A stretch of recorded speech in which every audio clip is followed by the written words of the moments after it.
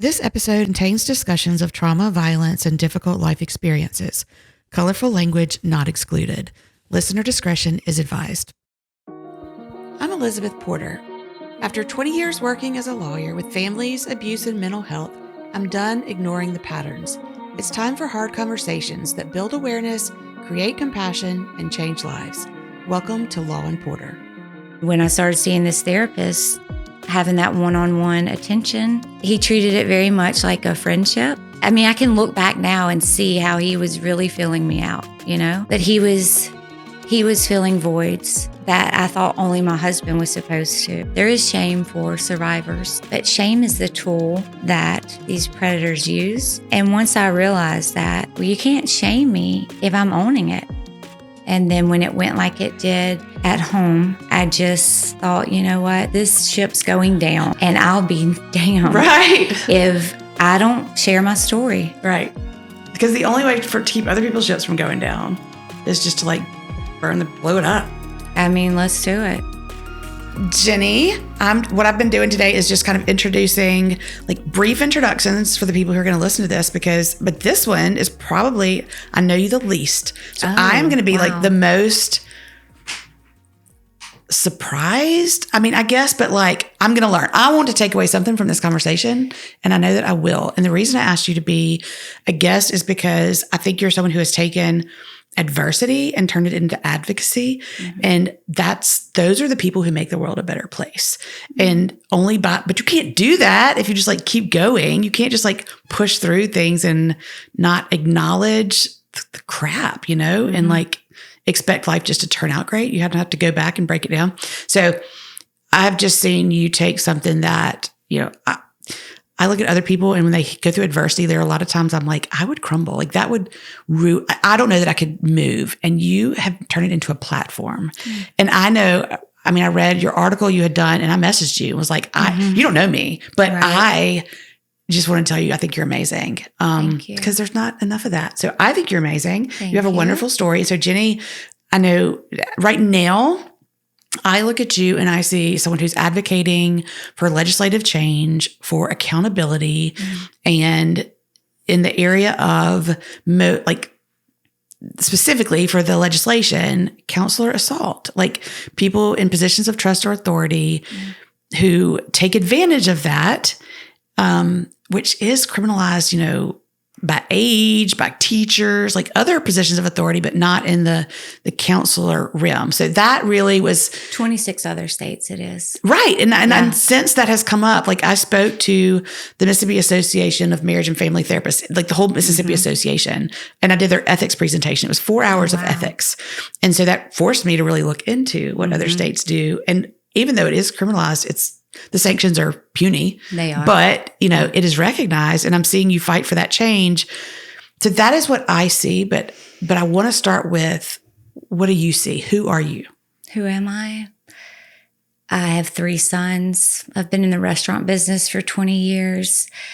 I have a mother that's recently become a widow, and I'm in a very fortunate position where right now I'm not having to work a lot. So I'm getting to put focus on. I think that's relative. Probably working a lot, but maybe not as much as you had. Yes. Yeah. More flexibility. I've kind of worked myself out of a parenting job. 2 are out of the house. Yeah. The one that's still at home is driving. So I have more freedom and time with that. Kind of scary too, though. More it's time terrifying. To figure out who you are. It's been terrifying. Yeah. When you stop and it gets quiet and it's still, mm-hmm. it all comes up and comes out. So I'm trying to focus it toward, Yeah. And the way you have been able to, I guess, process is actively. But you're a naturally active person, right? Physically fit and active. I jogged right before I came, and I was raking before that. Yeah. So it makes total sense that you need to process through activity. I'm a kinesthetic learner. So yes. Okay. Yeah. So you define a lot of your life by your motherhood, mm-hmm. right? Okay. So tell me about I know I'd sent you some practice questions, and I didn't intend to go through them, but you actually liked them. I did. So I'm going to kind of stick to them and reference them on my shattered screen here. When you think about your childhood, what memory comes up first, and why do you think that memory? I chose a happy memory. Okay. You chose or it came up? Did you pick it? It came up. Okay. But when I read it, it was my grandmother's 94th birthday. And she's still alive. What? I know. She's got dementia, so she's been gone for some time. But my family all lives in the same town. I'm the only one that doesn't live there. Very close-knit. This is my mom's side. Growing up, on Tuesday afternoons and Sunday afternoons, we would all meet at my grandmother's. The adults would drink coffee and the kids would play outside. So it became coffee. And we still have coffee now. And twice a week, that really is a blessing. It is. It is. It really is. Now, I'm not there twice a week, but it was just a time that was predictable and consistent and safe. You got to be a kid. I got to be a kid. Yeah. And I got to see my support system and my family. It was just a real source of comfort. Kind of nice for to me get back to that. Like pull it up out of your brain and feel that feeling again, right? Yeah. Mm-hmm. So was there a moment in your early life like that kind of taught you, like, this is who you're supposed to be? Absolutely. Like we had the Azalea Trail. We had, I didn't do debutante ball, but those type of things. And I grew up. So then what was that messaging? Who were you supposed to be? I felt like I was supposed to not sit like this. I felt like I was very much supposed to be prim and proper. Totally relate. Very much a lady, and I'm very much a tomboy and pretty blunt and wear my emotions on my sleeve and would rather be outside or doing stereotypical guy things. And part of that is, though, you also need to like always appear okay, right? Yeah. The image matters. And you need to always look like you have it together. Mm-hmm. Don't let anyone know what's going on behind the curtain kind of thing. Right. Yeah. I mean, I got to help form the first female soccer team for my high school. We didn't even have a girls soccer team, you know? And I ran track with like 4 other girls. It was... So kind of straight out of the gate, literally, you were like, I know I'm supposed to be all these things, but I don't really fit that. Right. So just kind of had to make a lot of stuff happen. And it wasn't the popular stuff, but it's what I enjoyed. Yeah. But were you allowed to do those things? Like, oh yeah. My parents were super supportive. Of course, I was put in dance and piano. We're going to keep trying this pink thing and see if it sticks. Glamour shots, all that kind of stuff. All that was really encouraged and pushed, but they got a lot of pushback and they were really ridiculously supportive. I just wasn't like most of the girls. So I say that. Do you think that's true, or that I felt that way? Or maybe you just had the freedom to act like you weren't like most, and maybe they didn't have the freedom to be that way? I don't know. I haven't really thought about it much, but you know, I was a very late bloomer and a lot of my girlfriends were girly. Yeah. And I just, I wasn't into the same things. I didn't do the same things. I didn't start dating at the same time. I wore my hair in a ponytail to my wedding, and I would have worn my running shoes if my mom had let me. Yeah. So early on, like you just felt different? Yeah, I did. Okay. How early was that? I remember my mom taking me to the pediatrician when I was in 5th grade because I cried a lot and she didn't know why. And I couldn't tell her why. This was broken. I don't know what to do with this one. Yeah. I mean, literally. And she gave me a full checkup, asked me all kind of stuff and nothing. There was a lot going on at home. Yeah. And I didn't feel like I was what I was. I didn't fit the mold. Yeah. I just didn't fit the mold. And I felt very aware of that. And you probably didn't have the vocabulary to really express. Don't. I think that is so normal. Yeah. That is exactly, that is so true. Like we are still trying to figure out and label and name the things that like we went through. But like I say that those of us who actually are trying to do the work are trying to find the labels for the things we feel and went through. The rest of the world is happy with that fog. But so that was like, you were still though allowed to be like your own, who you were, and you coped with like the issues at home by how? Just crying, I guess, at that age. And then what? Sports. Yeah. Physical. So again, action. Yeah. Sports and anything outside. Both were very safe, you know? I don't know if you're familiar with EMDR. I am. Yeah. So that forward motion with the visual left and right. Yeah. Okay. Yeah. plus the dopamine that it would give. Yeah. But that's a great thing to learn early on, like that kind of coping. Yeah. Oh, yeah. I definitely did not learn that. So when, like, if you look at your, let's say, I don't know, pre-age 20 kind of thing, like what was the most defining thing for your childhood? Let me think which one. My family was super close.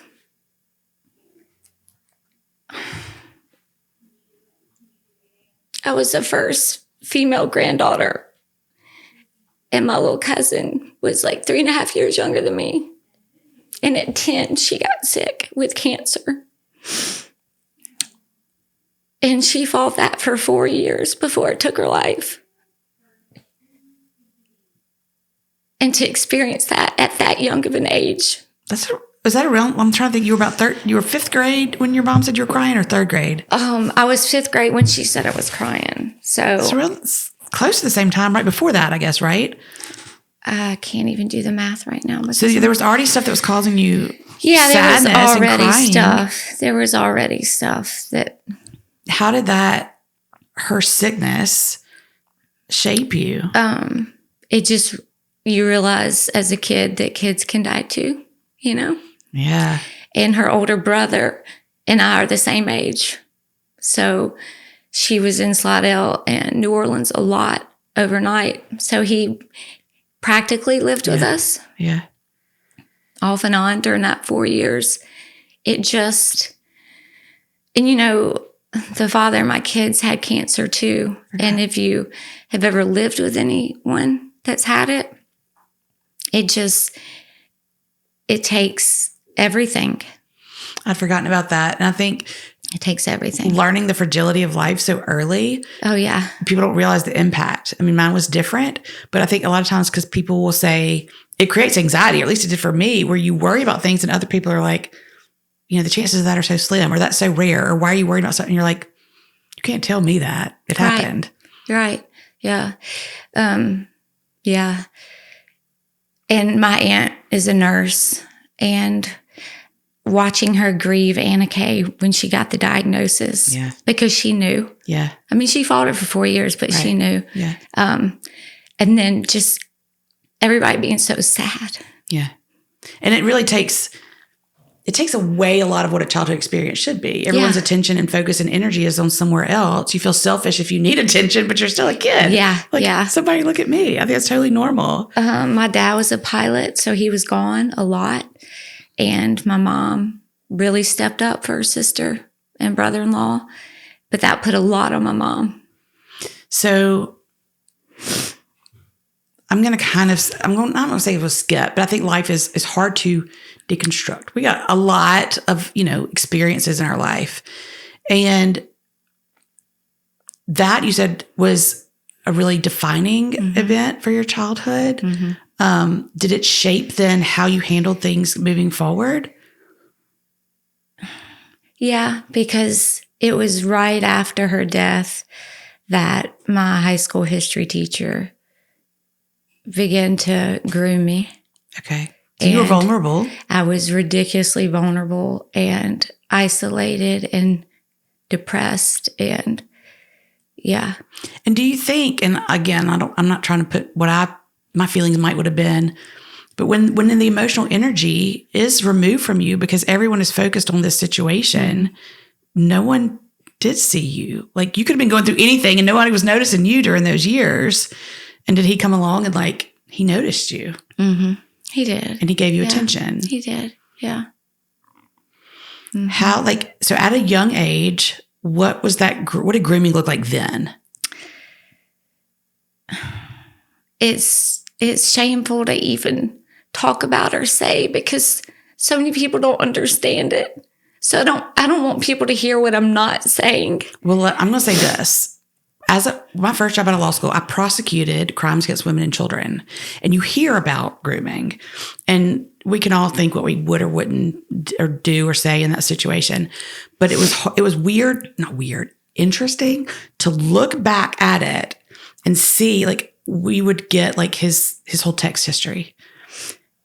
But on one device, how many people he was texting, how it is a skill that is crafted and honed and very intentional. And for people who truly are not, it is that person is aware that you don't know how to resist that. Yeah. Right. It is crafted to trap you. It is like setting a mousetrap with cheese for a mouse that you know needs cheese. Like a kid needs attention. Especially for a therapist or a teacher. Right. That work with children. Right. And there's the that people. work with vulnerable. Right. In the event of emergency, go tell your teacher. Right. Right. So, but grooming at that age, factually I don't say without emotion, but like that is attention.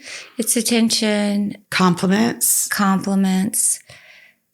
I wasn't the most studious, and I know that maybe I didn't do so great on every test. Just garbage like that, you know.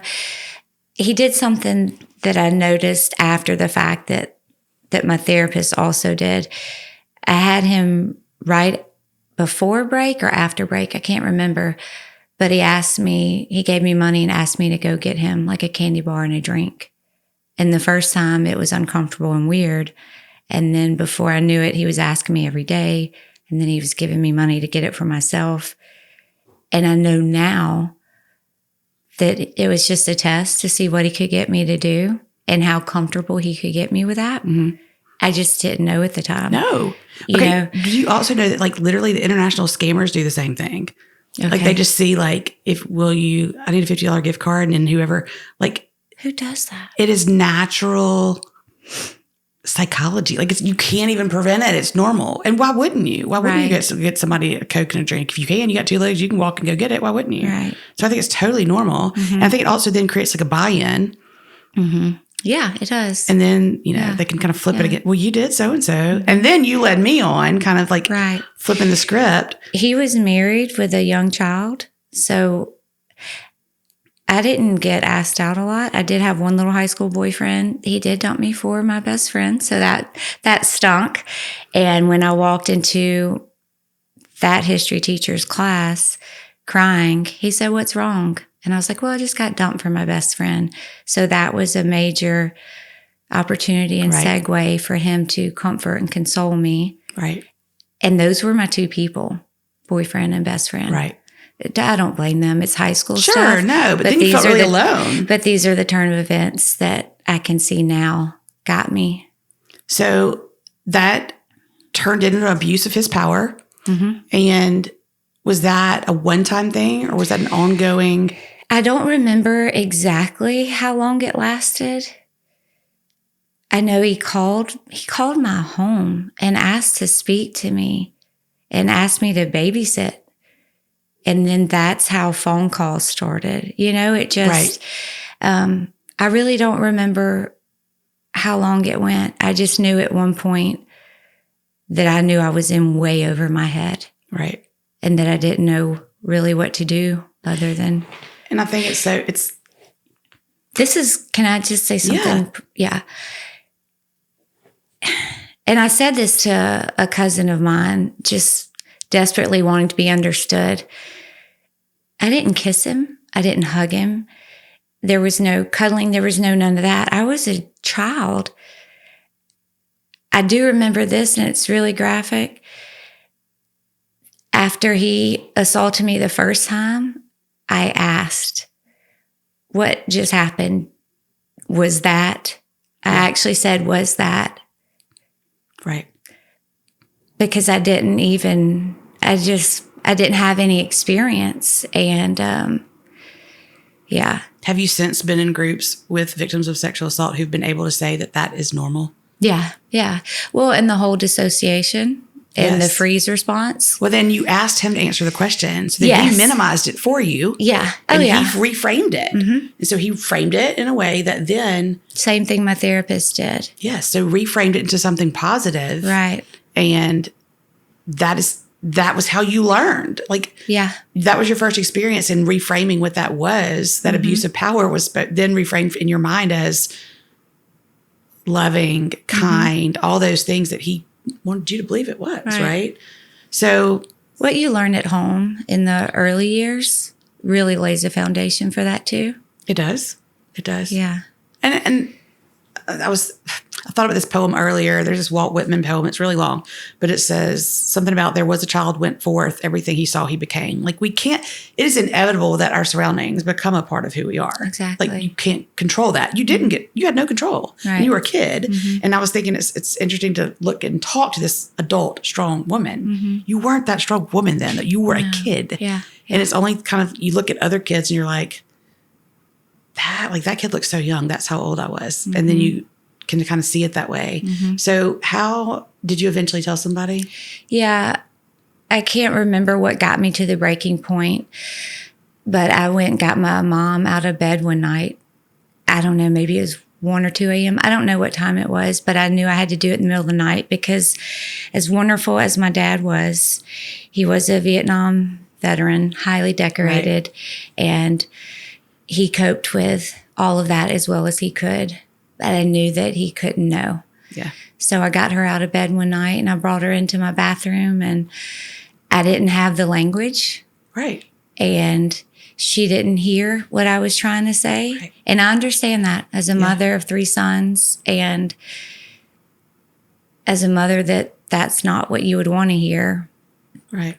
And I worked through that and she and I have had conversations around that. But at the time, you did not get the support you needed, right? I didn't.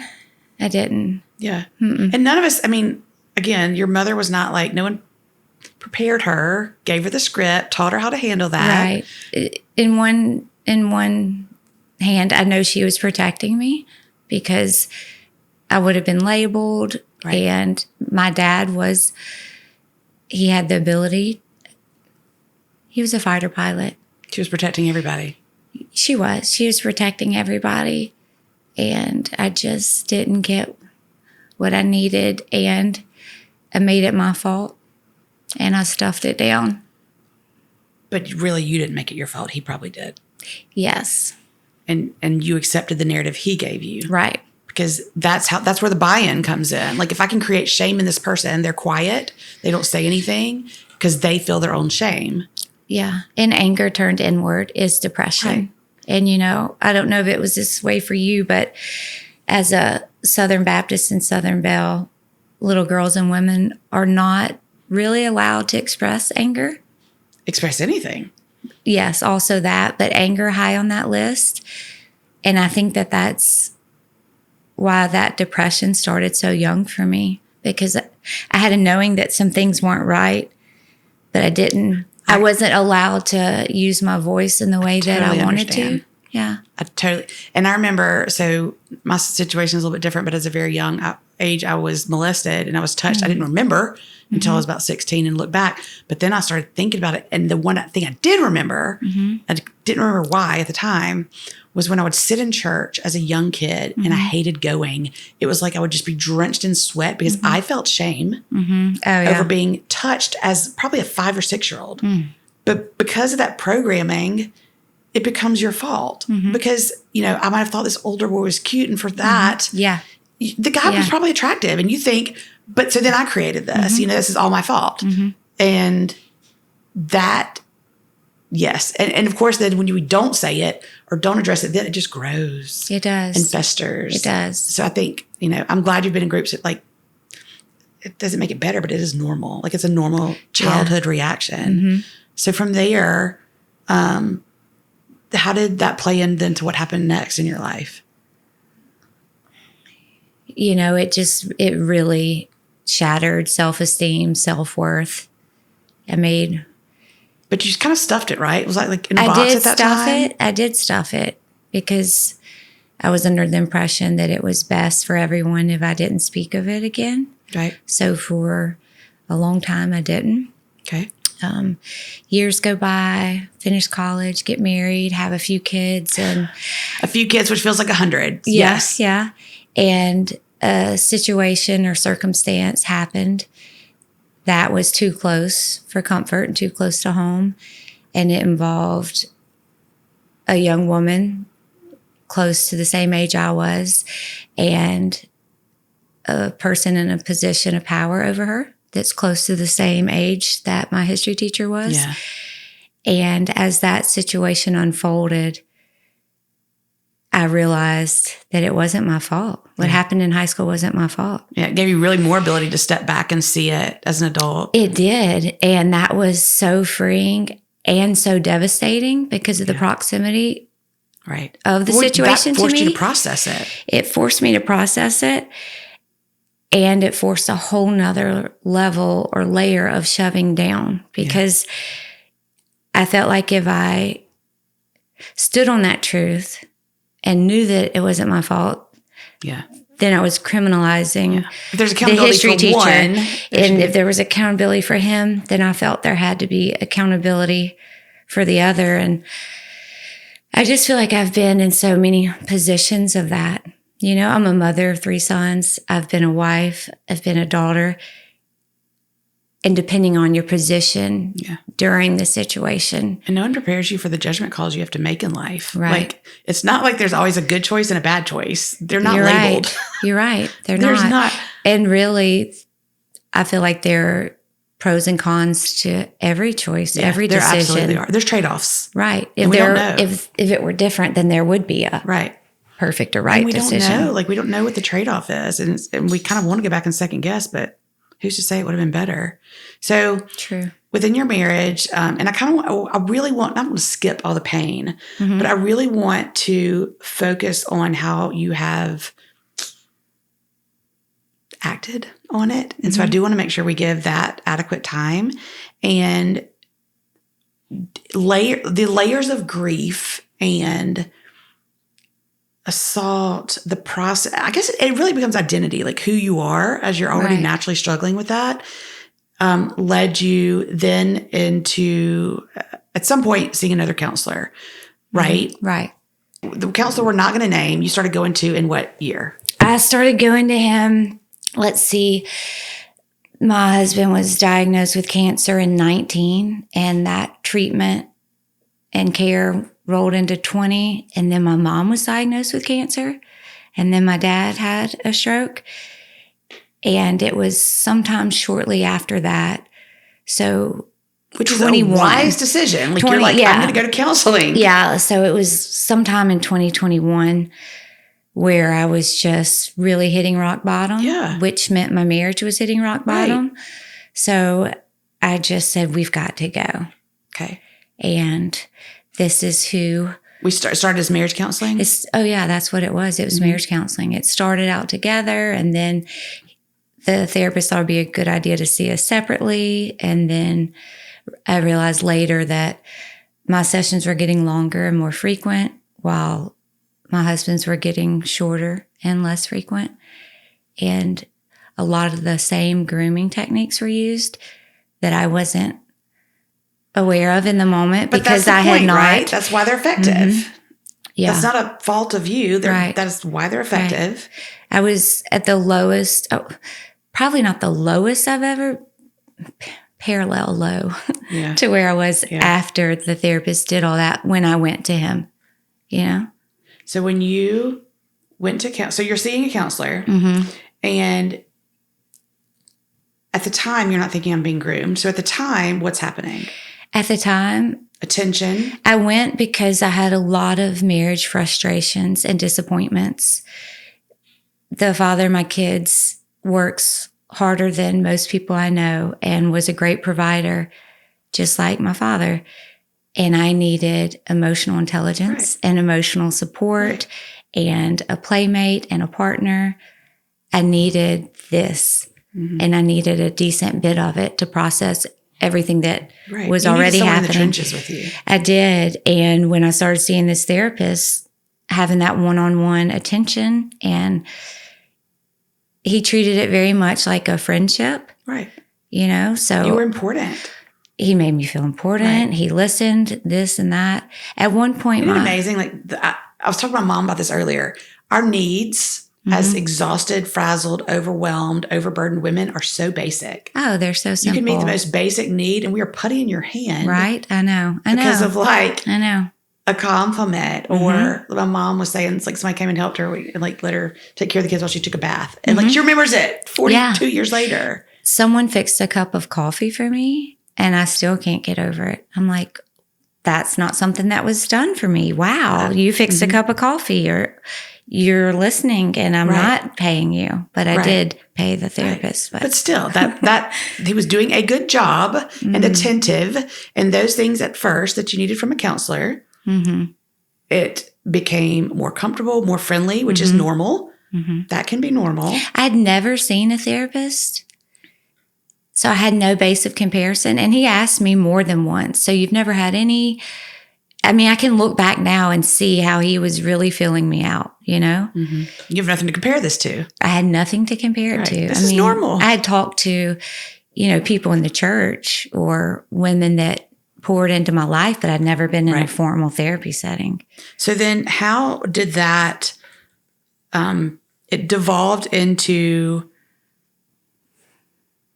I guess, his taking advantage of you, but not just in a position of trust or authority, intentionally manipulating the situation for his benefit to take advantage of your feelings, right? He had the power to manipulate your feelings. Yeah. I don't know if you're familiar with the term transference. I even went to him with that concern. I didn't feel like I was in love with him. I didn't have that, but he was filling voids. Right. That I thought only my husband was supposed to. Right. But they weren't being filled at home. Right. It just got really muddy for me. And I went to him with that. And he was like, oh, no, we can use this. It'll be okay. Right. Blah, blah, blah. Normal counseling And looking back, process. I'm like, why did I tell him that? I didn't know. I thought I was being proactive. And no, I think you were. And again, I was. He just took advantage of it. I think that, we really underestimate the control that people have when we are most vulnerable. I mean, even in this conversation, if I wanted to, then I could just insert whatever, my narrative. And then you have to choose whether or not you take that or not. Now, if I give you counseling narrative, it's worth nothing. I mean, no one's going to be like, she has such great authority in that area. No one's going to listen to me. But that's what they do. Yeah. Like, you're supposed to take their advice. I trusted him. I believed him. He started giving what sounds like crazy advice now, but it didn't at the time. He told me to, quit pursuing my husband, let him ask for dates or time together. He told me to quit being physical with him. He just really set me up and set the stage. And it got to a point where he wanted to talk about past abuse and wanted me to give details. Yeah. Which I didn't know that was not part of the course, and then he later used those details. Right. It just weaponized them. Yeah. Because when you put me in a physical position and you use the same verbiage and you... Yeah. But I didn't stand a chance. A way to twist it and make it seem like you were in control all along. Like, oh, yeah. Do that on you. Yeah. So did you go home? At some point, did you tell your husband this was happening? It was probably over a year after the fact. Okay. It did not go well. Yeah. Yeah, it didn't go well. What a brave thing to do. You tell him. I was afraid of how it would go, and that's exactly how it went. Yeah. So I really had to grieve and process and get some things in order. Yeah. And unfortunately, some people don't think it's wrong for a teacher to sleep with a student, which is called sexual assault, or don't think it's wrong for an employer. Well, the state legislature does think that one's wrong. I know, yeah. Right? But so other people's opinions don't get to matter on that one. But correct. Again, I didn't get the support that I needed. Yeah. And I think I was questioned, I was doubted, and really I didn't need anything else. That was the final And that, straw. though, is the part that keeps, like, any woman who's listening and has been through that is what keeps them silent. Oh, yeah. Is because to tell someone, you fear they're not going to believe you, they're not going to understand, they're going to, yeah, sure it was. I mean, you're a grown woman. You can choose. Like, underestimate. Why didn't you run away? You could take him. Or why didn't you scream? Or why are you just now saying something? Right. You name it, it's been said. Right. And when it's said by someone that's supposed to have your back and support you and Right. love you and You believe know you. me. Yeah. Yeah. I think that was what the coolest thing to me was about your story was like, public opinion is probably the hardest thing in life to deal with ever.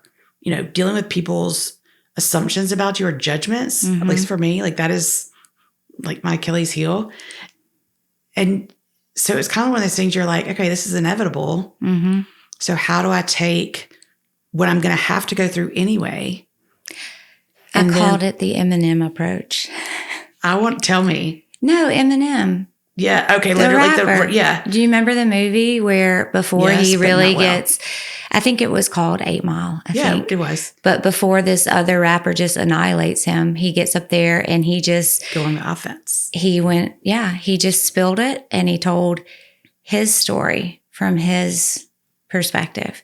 Yeah. And by the time I was able to wrap my head around what had happened to me and I was able to confide in someone and get the help that I needed or start getting the help that I needed. Right.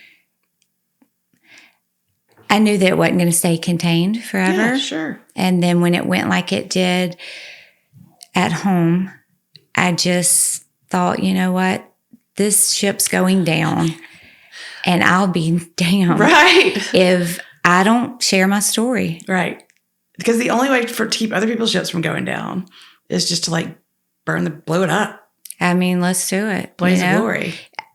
I hate to say it, but it was done. Like what was done. There was no turning back. Right.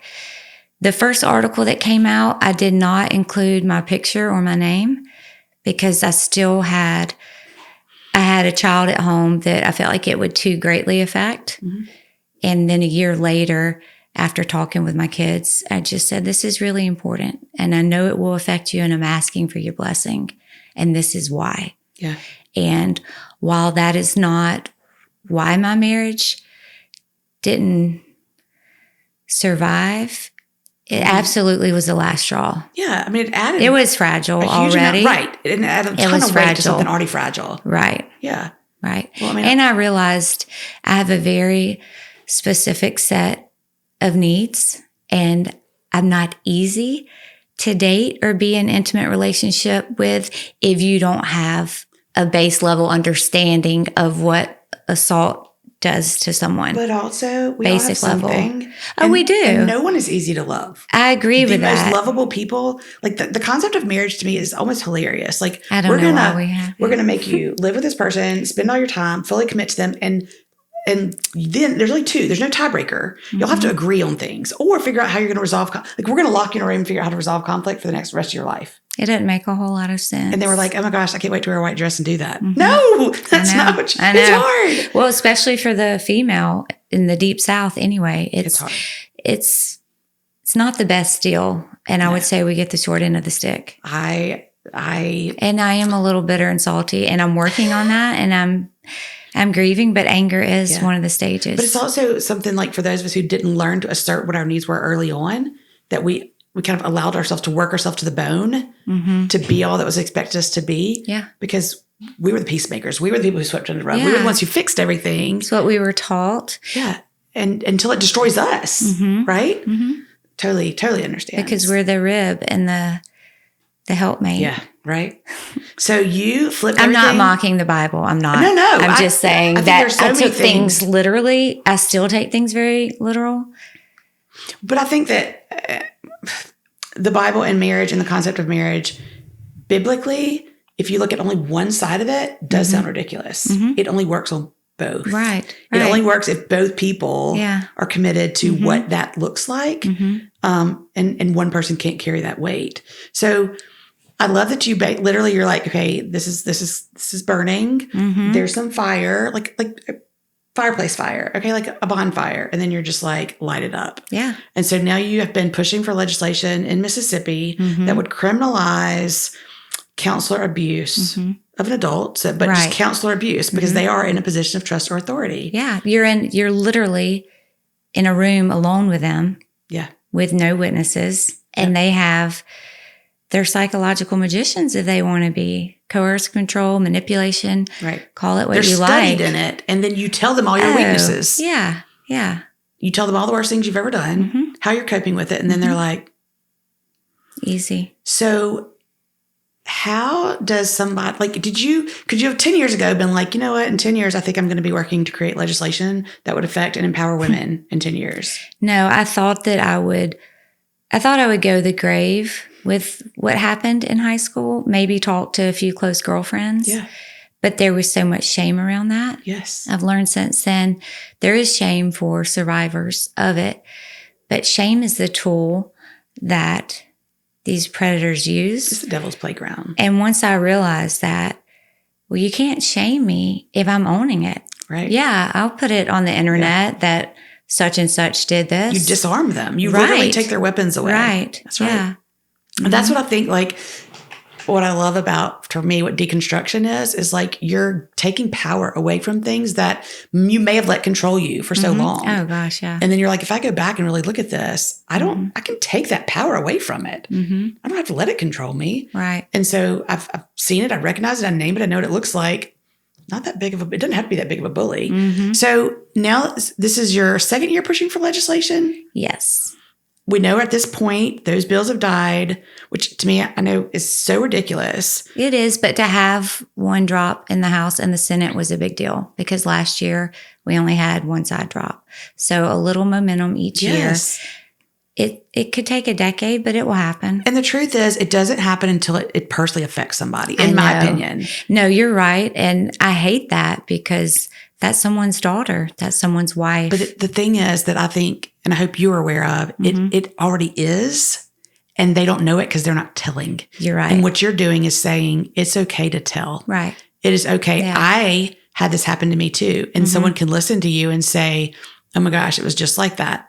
This is what happened to her, and empower someone else because it's out there. It is. 1 in 4 women is the last statistic I've seen for sexual assault. Yep. Yeah, 1 in 4 women. And the abuse, maybe it happens in all areas. And of course, it's not always women. And I don't want to imply that, but we do kind of create kind of a perfect storm for that as givers and nurturers and people who naturally do for others. We feel like their feelings and their need, it's like our responsibility.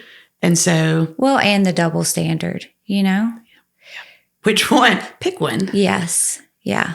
But a woman's sexuality versus a man's sexuality. Right. A man gets a high five, a woman gets shame, scarlet letter. Right. So, but I really, like, you have taken all this and just kind of stomped on it. And where we are, like, this is not a kind town to people. I mean, I've always said, like, when disaster strikes, it's a great place to live. Unless it's like a personal disaster and it's kind of a horrible place to live. Right. But I think you're exactly right. By naming it, claiming it, and taking that weapon away from people, right? What are they going to do? Throw it at you? I know. Yeah, you've kind of thrown it right back at everybody. Exactly. That was the thought process. Was it hard then to trust another counselor in this process? Yes, I actually did some.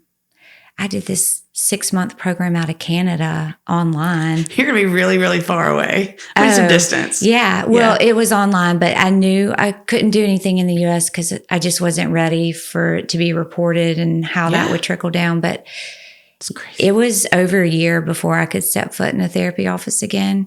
And my current therapist is so great. He doesn't shift in his chair without, hey, he doesn't do it so much anymore, but initially he would say, I'm going to shift this way. Okay. Like he was just very careful. Yeah. Yeah. Respectful. Yes. Respectful, careful, mindful. And he recognizes it's a wound. And I think that allows you to feel seen. Yeah. So do you think, I'm not going to say, would you take it all back? Would you you probably would undo a lot of this if you could. But are you proud of who you are today? Yes, I am. I really am. Yeah. Can you look back and see the successes and the wins, and not just because literally, like, but like the victories personally? I can. It hasn't all been rainbows and unicorns or butterflies, whatever the saying is. No. What happens? And it won't ever be. Correct. There were some seasons where I really struggled and would change some things from those seasons. And it was part of the process. What like coping tools did you go into your, let's say 2020 with or 2021 with that you have let go, that you're like, I don't need that anymore? I had a horrible relationship with food. I was 20 pounds smaller. Yeah. Horrible relationship with food. It was something I could control. Oh, yeah. Right. Makes sense. I had an unhealthy relationship. Until you realize you Yeah. can't. Yeah. I know, right? I had an unhealthy relationship with exercise. Okay. It was just extreme and excessive. And you've been able to name that and like let that go. Mm-hmm. Those were my two go-tos. If you could go back and like pick an age, like what age Jenny would you talk to and what would you tell her?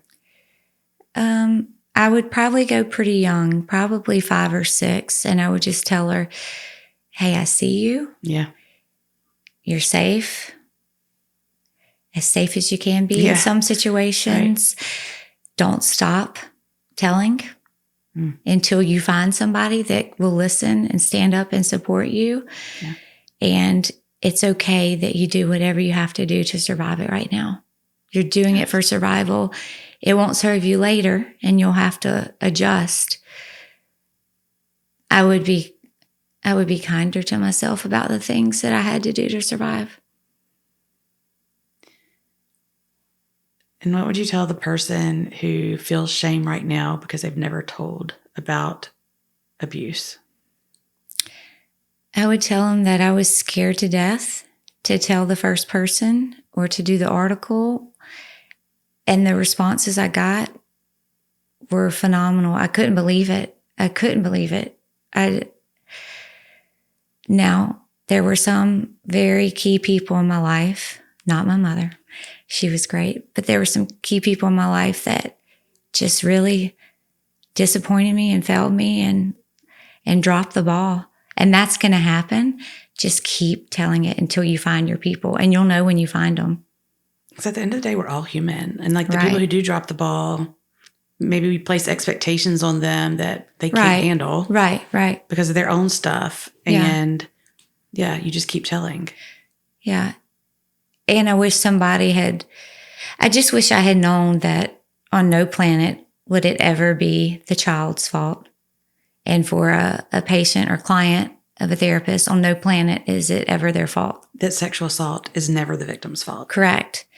I wish I had known that. Yeah. And believed it and embodied it. Yeah. And acted on it. Yeah. But now you do get to. I know, I do. And you're protecting so many other people I'm and trying. giving them a voice. Yeah. And I don't, I think we talked about Southern Baptist and church, and there are a lot of things, kind of like when you get to heaven, what is the first thing you're going to ask God? And now my list would be like way too long. Mm-hmm. But, I don't know why bad things happen, but I think the beauty is how we can, reframe them and use them to help other people. And you're doing that. And so as someone who I think personally benefits, but I have a daughter, like that's personal. That's you are terrifying. doing something to protect my daughter, your future granddaughters. Trying. And maybe, I don't want to say God does use all things for good. He can. He can. He can. I think sometimes we stand in his way, but we can. Oh, absolutely. He can. And so thank you for using your voice now and protecting other children. And I don't say children, vulnerable people. Right. All vulnerable people. Mm-hmm. So thank you. I hope it wasn't too painful for you. No, thanks for having me. Maybe next year we can come back and talk about celebrating some legislation once it gets passed. Absolutely. Yeah. Thank you to our sponsor, Porter Law Group, for supporting these conversations. When family is on the line, experience matters. Porter Law Group specializes in custody and family law with compassion at every step. Visit porterlaw.ms now to schedule your consultation to protect what matters most.